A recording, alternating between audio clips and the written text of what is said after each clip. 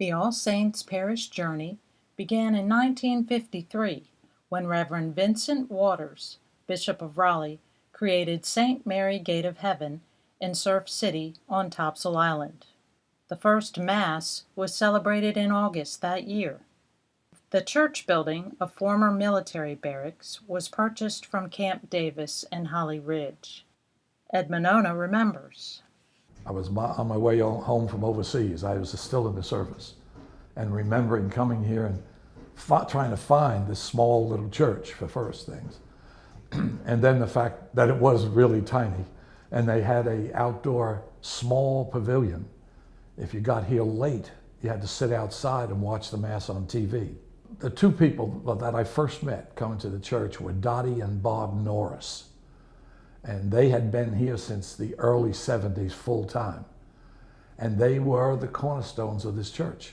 Well, it was somewhat shocking coming down from Boston, where we well-organized Catholic faith, to come down to this.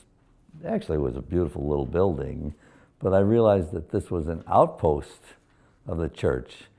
And I talked to our parish priest in Boston, and he said, in the old days, we used to come down here and say Mass out of the back of a station wagon.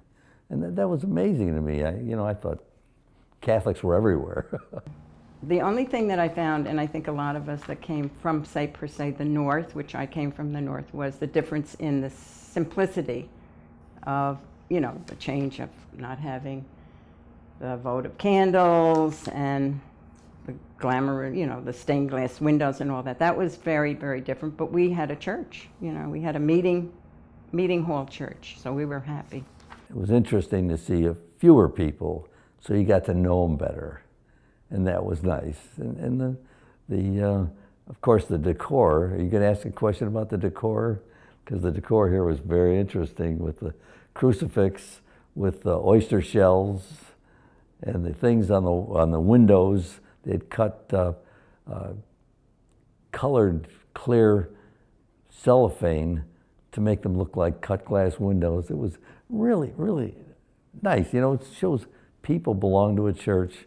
You don't have to have anything fancy. They belong to this. And that was nice. I love the Masses. It was, the church, as I said before, had like a lot of the bowls were made of seashells. Even the chalice, I can't describe it, but it had something to do with the ocean. The tablecloth had fishes or shells on it.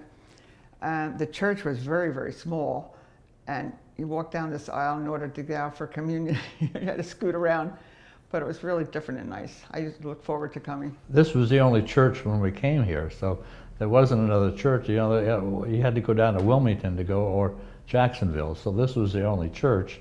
So this is, of course, where we started. And you walk in here, and it was rather austere. It wasn't fancy.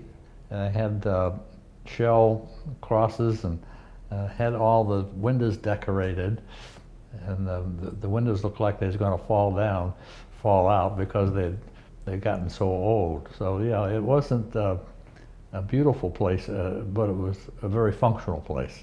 And I think we could seat about 100 people in here, and so that very friendly. And so Friday, we're Saturday night people, so normally we didn't get too crowded on Saturday night. The parish was always very friendly, very open, very nice. Especially at the beginning, there were a lot of military people, and they were interesting and also nice to deal with. I baptized a lot of their kids. In fact, this past Sunday, somebody brought their two children up to me, their twins, and said, "You baptized them 7 years ago." And they remembered. I mean, you don't find that in places. It's always been, very welcoming. Whenever you come back, it's like, "Hi, how are you? What are you doing?" And they keep track of you. They send you Christmas cards and stuff. Well, the thing that's impressed me most here over the years is the family atmosphere for this little church. The people you see every Sunday are the same ones you saw 10 years ago, 20 years ago. And it's kind of a homecoming, if you will, every Sunday to meet everyone. When I started attending, it was in roughly 1987, and I was a teenager, and I remember that it was this small building that we're in today, and there were no outer buildings at all. I don't even remember the restrooms being there. That little piece I think was added on later. So it was very small, and I think my brother and I were the only people under 20 at the time coming regularly. I lead the singing at some of the masses almost every week in the summer, just because there are so many masses during the summer. They need a lot of cantors. And that is something that goes back to that family church, because my mother was always very involved in the music when she could be. And frequently, I called it the Ryder family choir for a while, because she would sing and sometimes I would play the organ for her. And music has been a big part of just my family's ministry within the church. We made our first visit here in probably the early summer of 1995. We came down to visit some friends, and we were scoping out the area to potentially move here. And when we first came, it was a little tiny church. Where we are today, it probably seated 90 people. In the summertime, they had a platform in back of the church with a video camera where the overflow sat, and it was kind of different coming from a larger parish in the Philadelphia suburbs to see what went on here, and that was the first time that we were here. It was very quaint. Little tiny pews and very uncomfortable, I might add as well, and that was our first visit. Father Casimir Sobel, Father Kaz as we all called him, or became known to call him, he was the pastor. He and an assistant, Brother Paul, that helped him out. The Norrises, Bob and Dottie Norris, they did it all here. They cut the grass, they collected, they cleaned, they counted the money, they put the money in the bank. They were it. They were like the caretakers. They lived right up the street and continued to do that for a long time. Even after they moved off the island, they moved to Hampstead. And they continued to come back here and take care of things until Bob passed. He was a retired executive with PepsiCo, and his wife Dottie. And those were the first two people that we were really quite aware of. You need to tell the story. Well, I don't. Yes, you do. Well, I was going to let Carrie just ask the questions, okay? Well, there's a story, so what? Well, the story, I can relate the story, and the Norrises are both deceased, as is Father Cass, but Father Cass told us this story one day when he was in I believe he was in a nursing home after he got sick, that Bob and Dottie used to take all the money home and count it every Sunday afternoon, and they had the Christmas collection. They brought it home, and I guess maybe they were celebrating Christmas. And they had the newspapers all over the kitchen table, and they were counting the money. And as the day proceeded, I guess Dottie went to clean up, and she folded up all the newspapers. All the money was in it and threw it in the trash, and Bob was having a fit. So he went to Father Cass and told him what happened, and Father Cass said, well, don't worry about it. It couldn't have been a whole lot of money. It's a small parish. And whether they ever retrieved that money, I don't believe they ever did. I think it was lost forever, but one of those unusual things. At the time, I guess it wasn't very funny for the Norrises, but now that you look back on it and the way Father Cass related the story to Joan and I, it was kind of, it was humorous at the time. The pavilion was something that Father Kaz decided that I should officiate for him, if you will. I volunteered. And actually, it was really well done. It was built prior to the big hurricane in '96. We dealt with a construction company from Wilmington, and we were just totally impressed with the size of the thing. We had no idea what it was going to look like. And it withstood the hurricanes without losing so much as a shingle. We love the pavilion. It was rare, a wonderful treat, and you'd be surprised how many people come here, Catholic and not, in the summer months just to experience going to worship outside in the pavilion. And Father Kaz prayed every single week that we would not have rain. And the whole time we were here, we never had rain on a weekend. My memory is how friendly the people were. It was a very family atmosphere, and we were happy to get here after some less satisfactory experiences.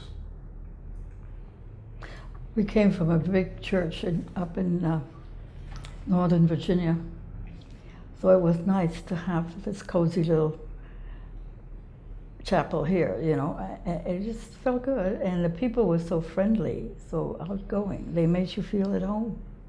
And we came back in '96 and saw the pavilion. We saw a great change. So that was huge. But it was still a very, very small group of folk. It was only heavily populated in the summertime. In the winter, we'd probably have, at the beginning, maybe 90 people for Mass.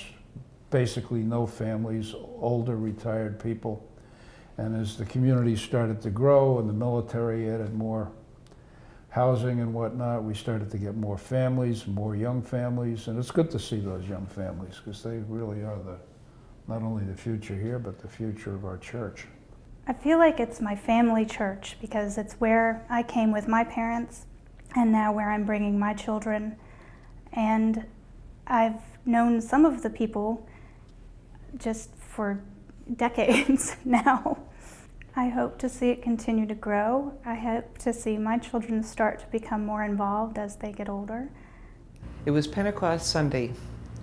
We were in the open pavilion on the island, and it was a visiting priest.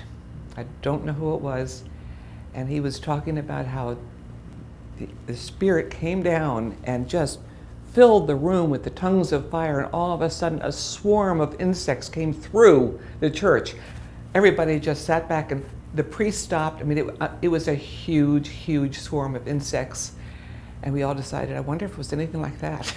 You know, I don't know what they were, but they went right through the church, and it was so timely, just right in the middle of a sermon or a homily on Pentecost. When I first moved here, there was no church here. Paul Lillis used to pick me up at 8:15 in the morning and take me to St. Mark. And that got pretty old after a while. I felt like it was a 45-minute drive.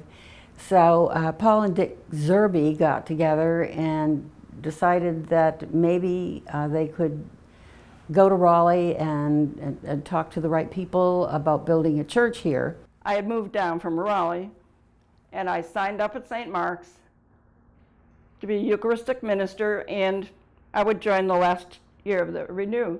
So I got a call from a man from Old Point, and they had a chapter here with about maybe 12 people in it, so I joined that. Those people had been wanting a church or Mass, and it was their plan to purchase this building across the street from us, which was for sale, because the brothers were going bankrupt. So we could have that building for $300,000. So they decided, aha, there's our church. And so they had a plan. And the plan was to find out everybody from Hampstead who was registered anyplace else.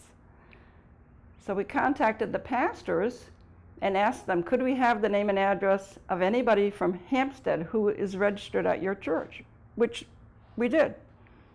We had about 150 names. And we sent a letter to those people and said, we would like to think about having a church in Hampstead, and we are going to have a meeting in that building across the street. And we had about 200 people come to that meeting. We also had Father Doug Reed, who was the pastor at Castle Hayne at the time. And we had Father Joe Vetter, who's at Wrightsville Beach now. And he was a retired chancellor of the diocese. So the way they wanted to do this was get the building, tell the bishop, we got a building. But that's not the way you do it. And Father Vetter told them that. First of all, you have to form a community. You can't just overnight, have a church. So get a priest to say Mass someplace a few times and see if there's any interest. We heard a rumor that the Franciscans were sending a priest. The diocese had no extra priest. So Father Kaz arrived, and I got a call. The Franciscan priest is here. He's over at St. Joseph's. I said, well, call him up over there and see when we can make an appointment to come and visit him. So he was called, and he said, come on over now. So we got in the car and went over to meet Father Kaz. Told him what we were about, and he said, well, when do you want to have Mass? We had already arranged to rent the buildings from the school Board of Education. He said, how about Sunday? Well, we have to let the people know somehow that we're going to have Mass. So we did that. We notified all the people. And we had about 140 people, I think, the first day. And people that were registered someplace else, some of them stayed where they were because that's what they liked. And it was slow at first, but we had everything we needed, so we were in good shape. There were a lot of people like us who had moved here, relocated here from other places. And Father Kaz, I remember him asking at the time of about 300 people maybe that were at Mass, how many people were originally from North Carolina, and something like 6 people raised their hand, and then he refuted a couple of them. He said, well, wait a minute, you weren't actually born here. So it was mostly people relocating from other places who were parishioners. When we came in, we were greeted by Dottie and Jim Carica, who had just moved here like 2 weeks prior to us, from almost about the same area. We moved from Long Island, and they were a couple times over. So we immediately met them coming in the door, and and of course we've been friendly with them ever since. But it was a warm feeling. It was very, very welcoming. Daily Mass was neat in that probably there were maybe a dozen people who would come to Daily Mass, and it was in Jean's sunroom. Very comfortable seating, chairs. Father Kaz said the Mass, and then afterwards we usually had coffee and donuts or cookies, snacks, and you could really converse with people, the other people who were there. Really got a chance to know everybody on a personal level. It was truly family, and it was nice. Started going to Mass in the cafeteria at the middle school, and we had a small choir, and I joined that, and Bill sat with me in the choir, about 8 or 10 people, I guess. And then I don't remember when we moved to the gym, but the parish grew so that we didn't fit in the cafeteria anymore. So we moved to the gym, and Bill helped us set up the chairs. He had to set up the chairs and take down the chairs every Sunday for Mass. It was one Mass, a 9 o'clock Mass. I got involved right away as a lector. And I remember Father Kaz had this rule that all of those serving at the Mass had to sit in the front row of the church, which was was kind of unique. I never had a situation like that before. But it was good. And we had daily Mass. We were fortunate enough to have daily Mass. That was in Martha Holmes' church, Martha and Fred Holmes, which was in Topsail Greens. And then when we had too many people, we started meeting in Jean Finnerty's house. Was much larger, and we had it on her screened-in porch, which was very nice. And Jean always had muffins made and coffee. Very intimate encounter. In fact, we also started Bible study in Martha Holmes' church, and that Bible study, Martha Holmes' house, and that Bible study continues to meet. That's the Friday morning Bible study. When we were raising money to build this church, we had a committee, we had selected people. I guess there must have been about 15 of us. We were given the job of going out to seeing every family in the parish. We did pledge our monthly or whatever we were yearly, I guess it was, and we put it in every month. And finally seeing it come to fruition was a big thing, and I think most of us at the time. To me, it was a big accomplishment because we had worked very hard, raising money, and the people are very generous. And when the Hampstead campus opened in 1996, were you a part of that dedication? Yes, and I was so pleased to have done that. I said to Jack I'd never been through anything like that before. The washing of the the altar, and it was, what, 2 hours, 2.5 hours or something, but it was really very interesting. I was very happy that we decided to go. It's interesting with the bishop being here and doing the consecration, and that made it very nice. So, and it's the first time that I had been to something like that, and that's something so solemn as the dedication of a church. Yes, Well, I think we were there. Yeah, we were there. That's Father Bishop Gossman, Yeah. and he always said, "Call me Father Joe." Father Joe. Yeah, He said he didn't like being called bishop, so he said, "Just call me Father Joe." Yeah, he was a good guy. Yeah. And we all had a sense of great relief that there was, in fact, a building that we could use, and it really, I think it's beautiful the way it is. They did a great job with it. Yes, yeah, we were there. It was a fall, I believe it was October, 1996, and it was a nice celebration, nice dedication, and the bishop was there, and I think you've got a little story about that. Yeah, so. the funniest part that I recollect of dedication day was for about a month before the actual dedication day, Father Kaz, who was this big, tall, kind of stern sometimes, just an imposing kind of guy, kind of old school, if you will, more or less lectured us. Look, the bishop's coming, all the priests from the deanery are going to be here, it's a really important day, make sure you don't lean against the wall, do everything right. You know, we want to show the bishop what we can do here.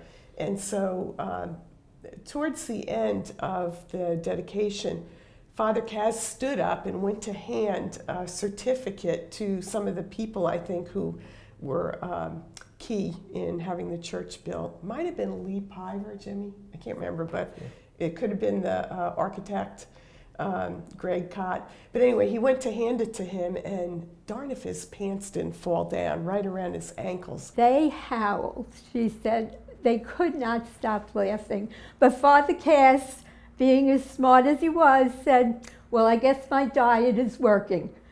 When the new church opened, my parents decided that they wanted to purchase the crucifix that was going to be behind the altar. So they talked to Father Kaz. And of course, being a Franciscan parish at the beginning, he asked that it be a Franciscan cross, and that's the cross that's still behind, hanging on the altar to this day. So that was kind of reminds me when I walk in, you know, Mom and Dad, your presence is still felt here.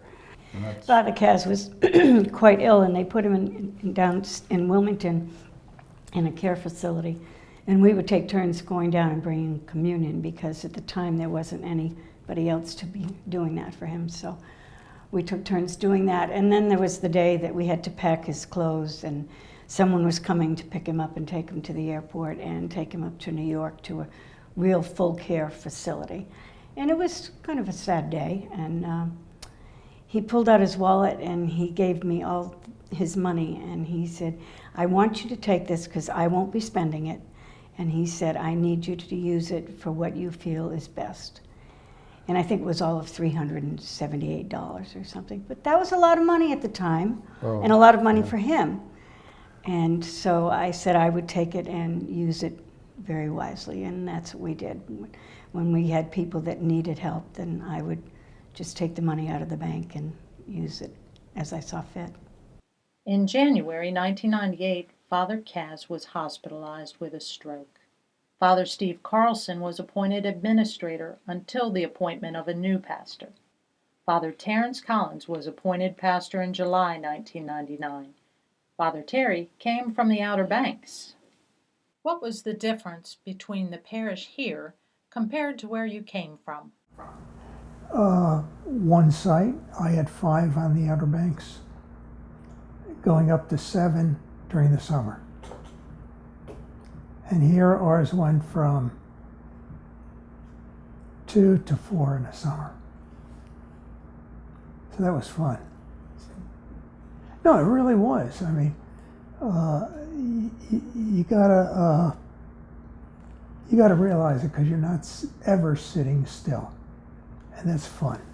But I loved Father Terry. I know that there was people that had differences with, I loved him. I knew his sermons were short, but here he was not feeling good most of the time he was there.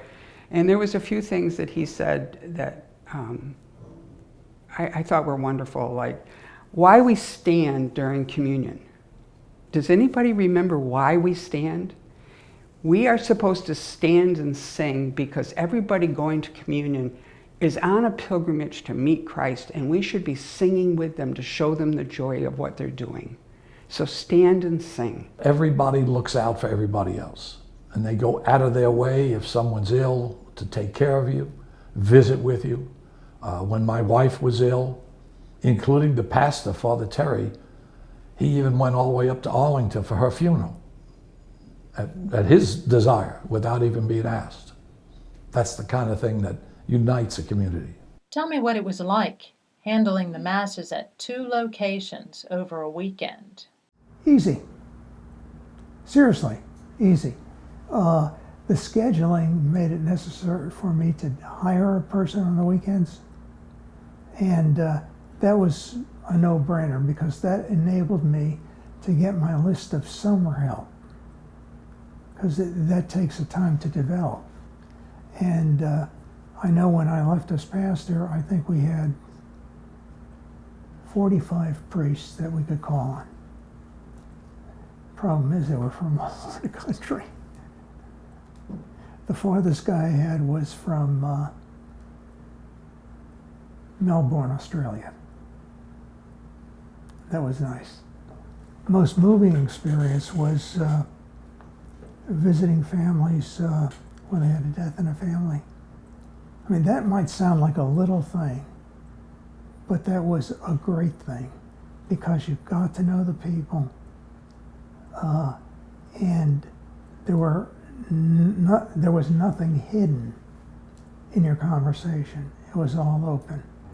The Mass that we had at home, that Father Terry came to perform, that was very moving too, because all of our children were there, and Al was very sick then, and we knew we had very little time.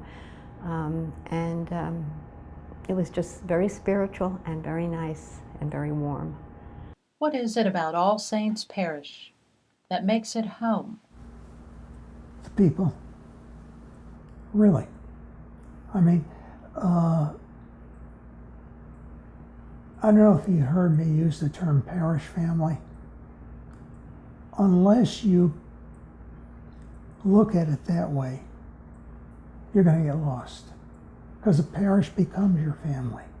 I mean, I have no living relatives, so the church is my family. And, you know, they give me the encouragement to go on, and hopefully I give them the courage to go on and continually grow in faith.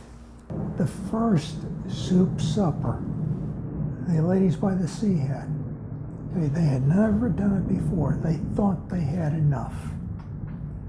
And I'm looking and said, they're going to run out. So I got one of the young men and myself, we went down to Food Line and bought everything needed to make 15 gallons of soup. And I came back, I got 2 of the big pots, and I was cooking it, and one of the ladies came over and says, that's pretty doggone good. We spend the entire day making a pot of soup, and you come in and make 15? Yeah, it was neat. They didn't take offense at it, and it became a standing joke. So that was fun. I wouldn't be here were it not for the prayers of the people. And I not only had All Saints praying for me, you know, both churches, I had every church in Hampstead praying for me. And that was important. During the length of my illness, which was almost a year, okay, I went through 4 clinical death experiences and survived, thank God. And, you know, I guess I learned a new aspect of life. Now, if you ask me to explain that, I can't. I really can't. I mean, the best way of saying it's closeness to the people who live here and are members of the parish. In January 2012, Father Terry retired from active priestly ministry. Bishop Michael Burbidge appointed Father John Durbin pastor. I think that I really have found it seems we have more than our fair share of saints. There are just so many really good people here, and incredibly generous. Incredibly generous in their outreach to the poor, which I think is probably one of the parish's biggest strengths. I had nothing to do with it. It was in place here before I got here, and they just seem to have continued it. It's really remarkable, the number of people that come here every week for help, and nobody's turned away. So that's one of the things. I love, in particular, celebrating the liturgy here. The community sings and prays well, but then they take that outreach out to the community. They're involved in so many different ways. Just regular old Sunday Mass is very moving to me. I oftentimes that I find I'm on the verge of tears. And it's just a regular old Sunday Mass. Just because it's so beautiful, and I feel so privileged, really, to be a part of this community. I think Father John has done just a great job in bringing the parish together and getting everything moving. I don't know. Well, the numbers have grown tremendously. The number of parishioners have grown tremendously. And what's really beautiful, I think, is to see so many people actively involved in parish activities. All the ministries, the committees, the faith formation program. As I said, back in 93, 94, 95, we had 2 or 3 kids making their first communion. And now I think the first communion class is pretty big, and the confirmation class. So, and I see some children who I saw make their first communion here. Now they are parents bringing their children in. So it's grown. I got involved last year, a little bit more than I had been. I was able to start a senior outreach program here in our parish, and that led to a little bit more involvement on outreach. But great participation from the community. If they're not actively involved, they are very generous financially, constantly bringing food, meeting any need that they know of that we have, both in the community and outside the community, even nationally and worldwide, if the need is there. So it's a good feeling.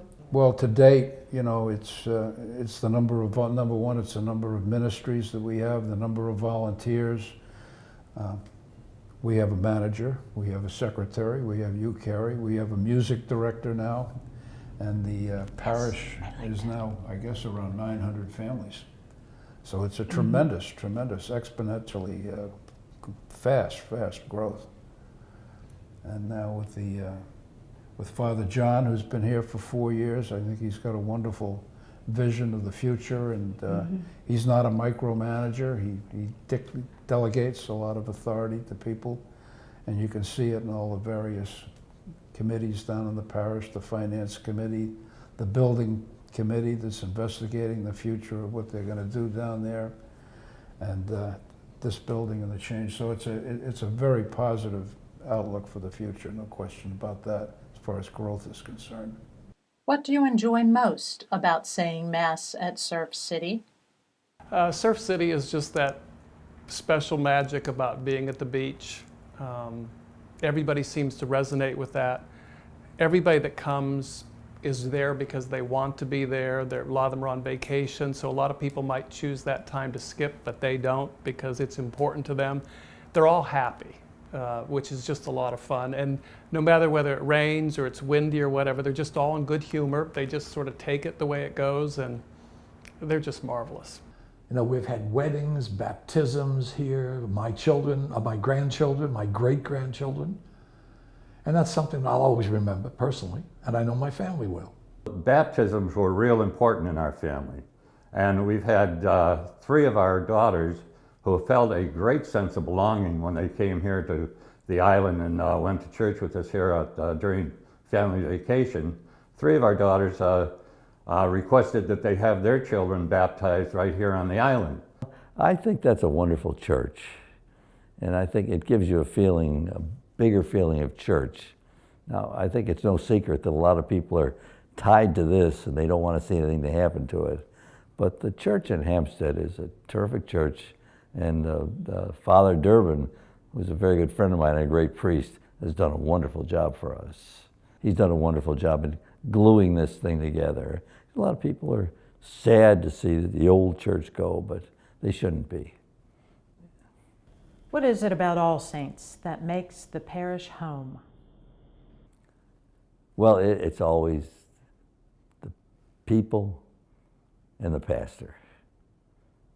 And you know, I can't say enough about John Durbin because he's an amazing guy. He remembers everybody's name. Very few priests do that. And he introduces people, and he remembers them on the way out. And anyone I bring here, he remembers them. Can't beat that. That's what it's about. I think probably my 2 favorite things probably to do are to baptize the babies. I just have always loved doing that. I love that line of Carl Sandburg that said, a baby is God's opinion that the world should continue. And I think of that. And then I think of my mother every time I hold one of those babies up. She was in labor and delivery for years. And she said that there was nothing more beautiful than a newborn. And she said it's because somehow maybe we haven't smudged it up yet. So there's that sense of beauty and perfection that a child just has and calls forth from us.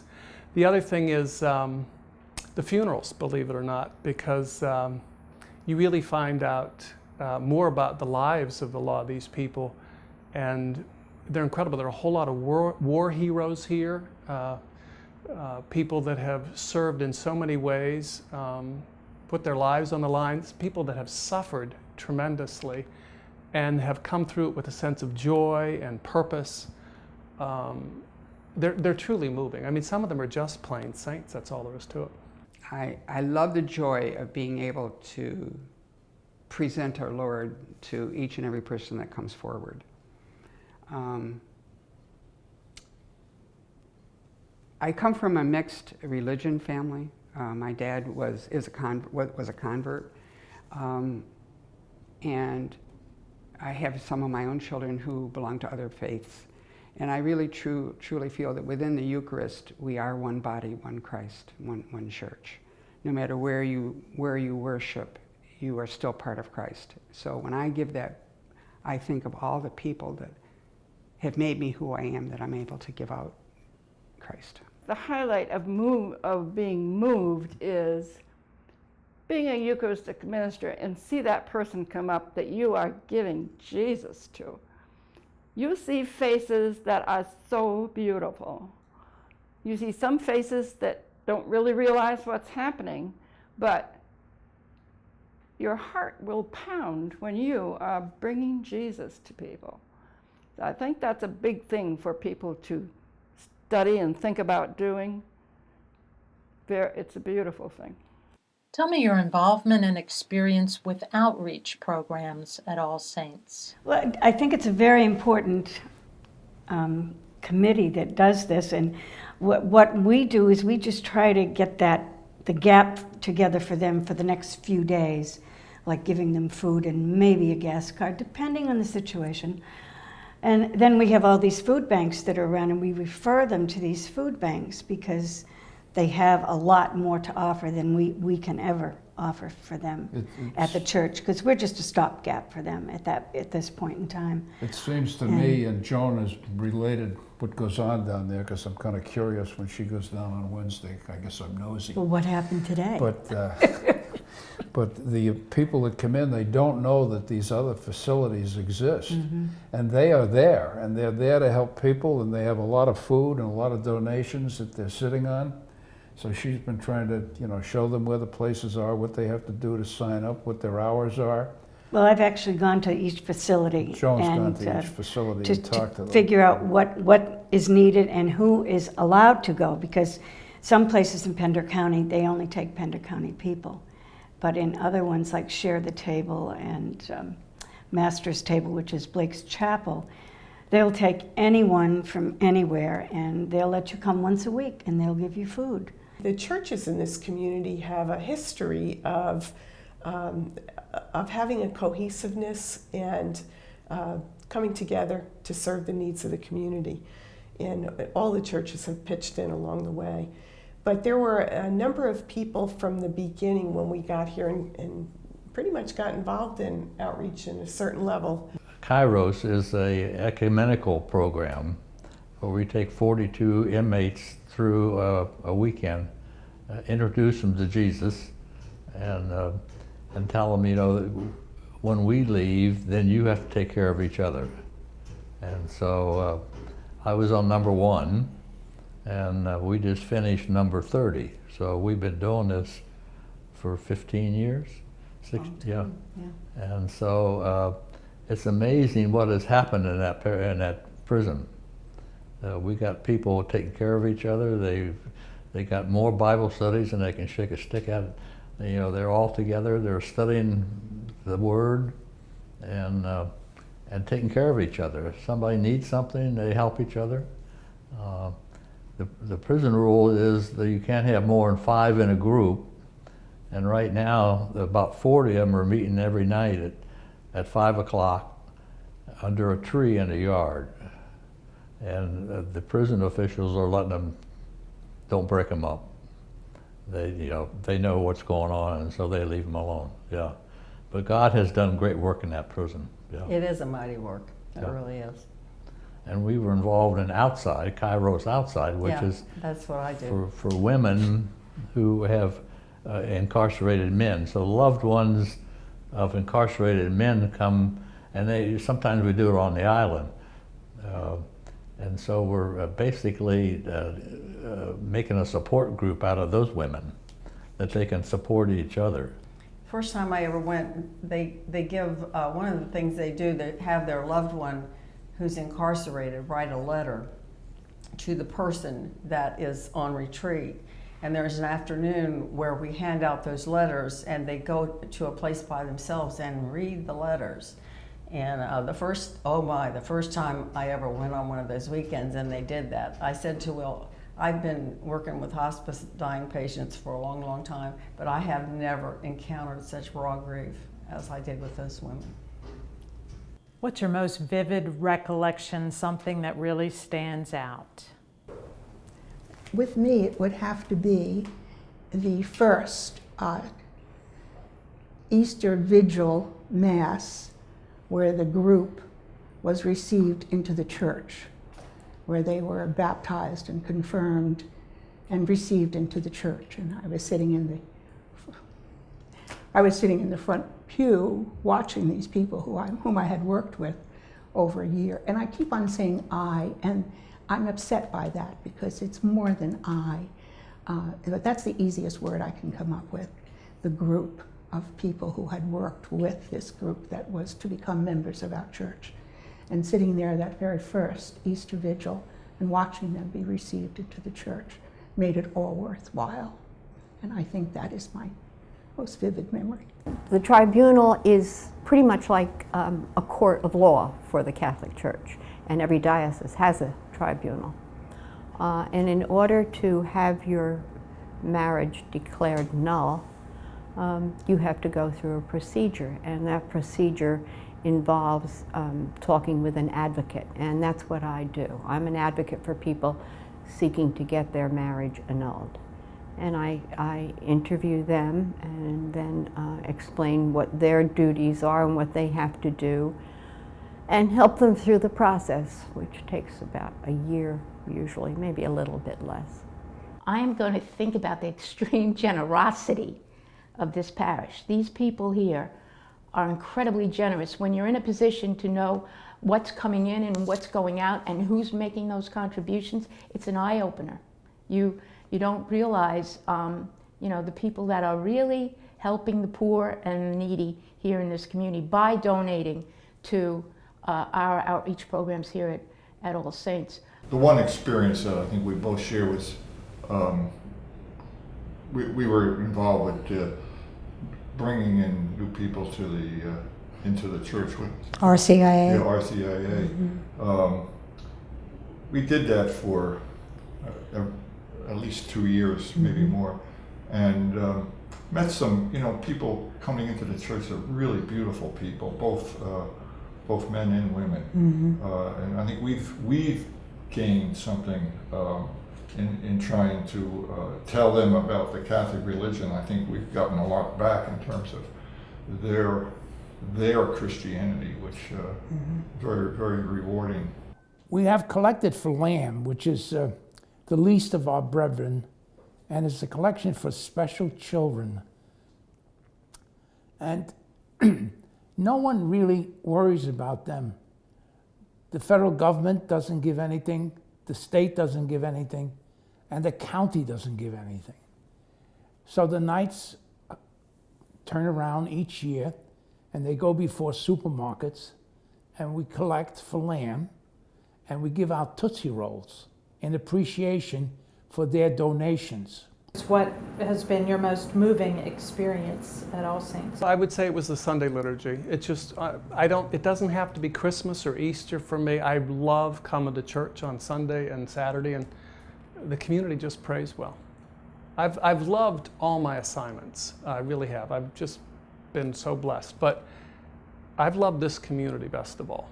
When I go to confession with Father John, I used to verbally kind of throw up all over him sometimes and just start talking like it was a therapy session or something like that. And I think I mentioned to him one time about like, hey, it'd be cool to like get people together. And I was thinking like my buddies from work, because it's like, it feels very lonely as a young adult, 31-year-old, that you're pretty motivated about being Catholic and stuff like that, and Christian, but you don't really have anyone else to hang out with or talk to about it. So I'd always talk to him about it, and then he's been in men's spirituality groups before and kind of led them, and he even said like, I didn't know if I wanted to do that again, I'm not really sure, I'm kind of busy. But then he took the leap and started and asked a few people and got it off the ground just from like he says it was my idea, but it really wasn't, just my general interest to get to know other people and basically talk about the faith, because you don't ever get a chance to do that with a lot of times with people around. It's just like you go to church on Sundays and then that's it, and then that's church is for Sundays, God's for Sundays, and then the rest of the week you don't really ever talk about it, especially maybe in a family, but for the guys that like don't have families, and even guys that are always busy with work, it's tough to start incorporating the faith into your everyday life and just kind of talking to it. So I'm involved with welcoming new families, and a little bit over 50 families that I brought welcome baskets to. And I ask them, do they like the parish? Are you happy here? What do you like?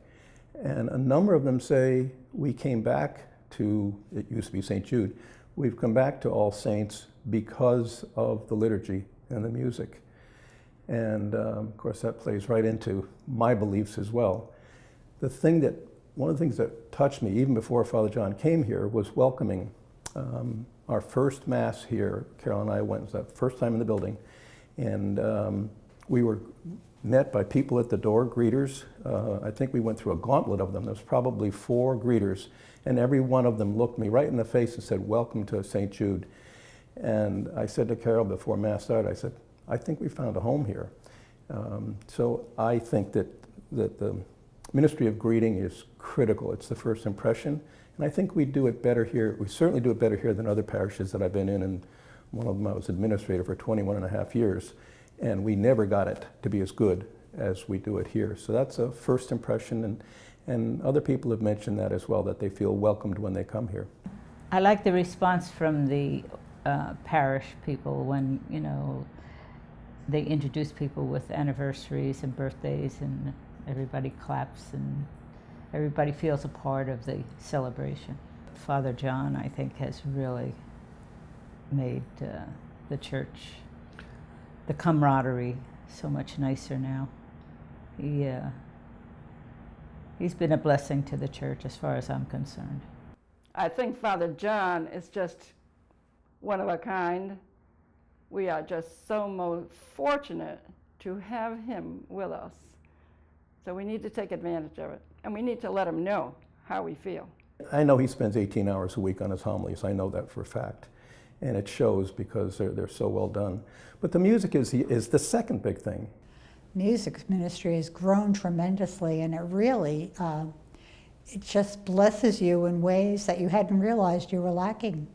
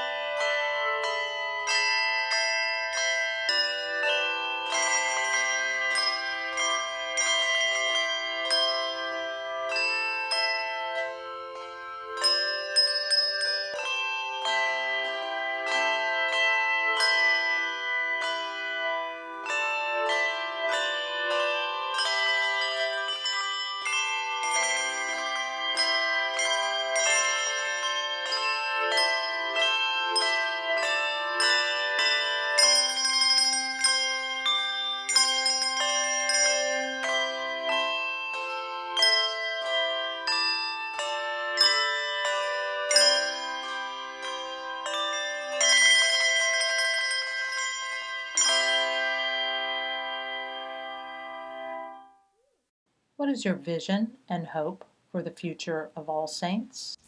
That we would really continue to extend our outreach, that we would continue to grow as a people, that really like Pope Francis's call, that we would be a field hospital for the wounded, that people would know they could come here, receive a welcome, receive what they need,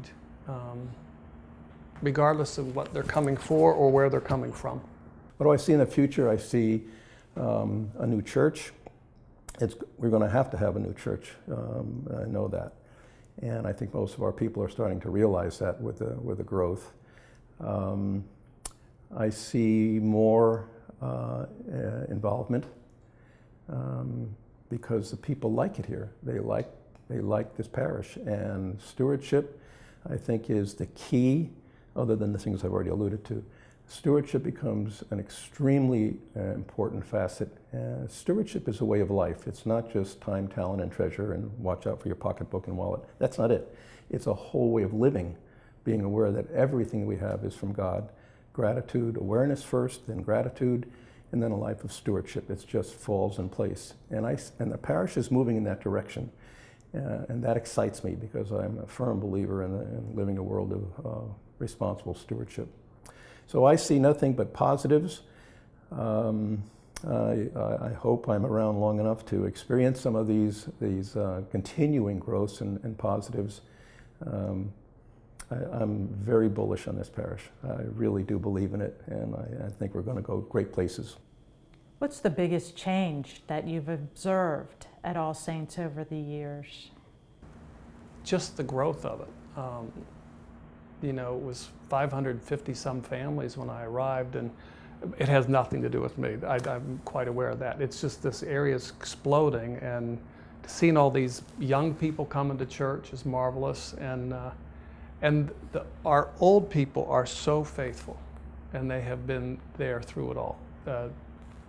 And I like the mix, and there's a lot of older people who've said to me, oh, we love having the baptisms at Mass. We love seeing these young people here, which I think is a sign of hope and future for the parish and the church. It's been a great ride. I hope I can continue it till I retire.